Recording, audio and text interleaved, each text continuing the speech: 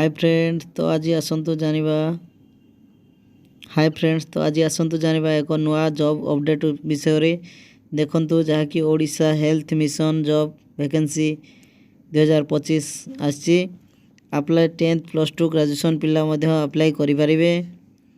तो देखंतु बहुत बड़ नियुक्ति आछि ओडिशा हेल्थ मिशन तरफ रु।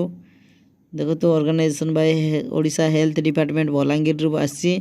पोस्ट नेम आपण देखि पारुथिबे काउंसिलर अछि, assistant cum data entry operator, social worker and accountant अछि, आउटस्टेजर वर्कर मध्य बाहरजी।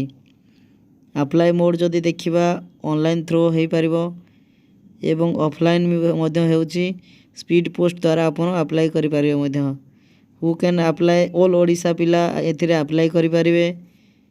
जॉब लोकेशन रहिबो प्लेस ओडिशा बलांगीर रे जाके रहिबो। सैलरी देखि पारथे 12,000 रु 23,000 पर मंथ आसीबो आपनकर। लास्ट डेट देखिबा तो ऑलरेडी अप्लाई चली छी। तो जनवरी 4 तारिख लास्ट डेट रहउची। मेल एवं फीमेल यहा को अप्लाई करि परिबे। आपण देखि पारुथिबे ओडिशा जातीय स्वास्थ्य मिशन नियुक्ति 2024 आछि। पोस्ट विषय रे कथा आइतिले देखि पारुथे आपण माने।